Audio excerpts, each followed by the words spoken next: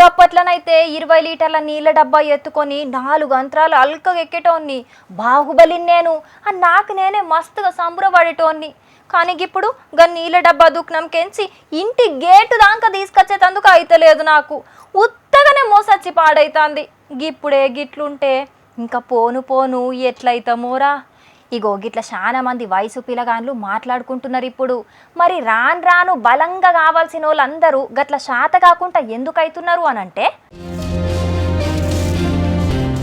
మన దేశం పక్కపొంటి దేశం అని ఏం తేడా లేదు. ఏ దేశపోళ్లను గెలికినా ఏమున్నది, అందరు గిట్లనే శాత కాకుండా అయితున్నారట. గిదంతా కరోనా పనితనమేనట.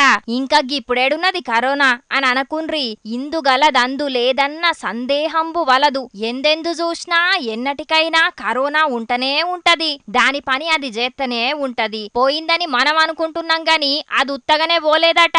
దాన్ని బగ్గా యాదుంచుకునే పని చేసిపోయిందట.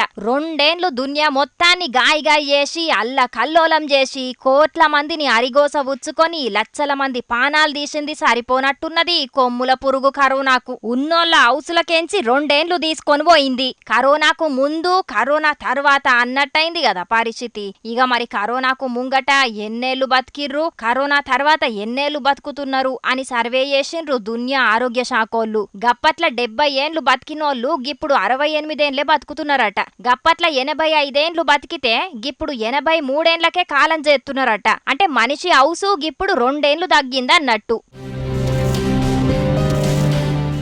ఏం చేద్దామనుకున్నా శాతగాకుండా ఇర్రు. ఉత్తగనే యాష్టకత్తున్నది. గుండెపోట్లు, కిడ్నీ రోగాలు, కీళ్ల నొప్పులు, కాళ్ల నొప్పులు. ఒక్క కరోనా అచ్చుడేందో గాని అటెన్కాల ఇట్లా సకలం రోగాలమయమైంది. గిప్పుడెవలన్నా జీవిడితే గప్పట్ల కరోనా వచ్చిందా అని అడుగుతున్నారంటే దాని పనితనం ఎట్లున్నదో అర్థం చేసుకోవచ్చిగా. ఇప్పటికే కల్తీ గాలి కల్తీ తిండి తింటున్నాం రా అని రంది పడుతుంటే గిప్పుడు మళ్ళా గిదో ముచ్చట వచ్చే. కరోనా సచ్చి కూడా మనల్ని సంపుక తినవట్టే. కరోనా పుట్టిల్లైన సీమకండ్ల చైనా దేశం ల్యాబులకెంచి ఇంకో కొత్త వైరస్ ఏదో బయటికచ్చేటందుకు తయారుగున్నదట. ఏం పాపం చేస్తే మన పక్క పొంటచ్చిర్రో ఈ చైనాగాళ్ళు అని గరమైతున్నారు. కరోనా తోటి 2 ఏండ్ల హౌసు తగ్గిందని ముచ్చటెరకైన కొందరు పబ్లిక్కు.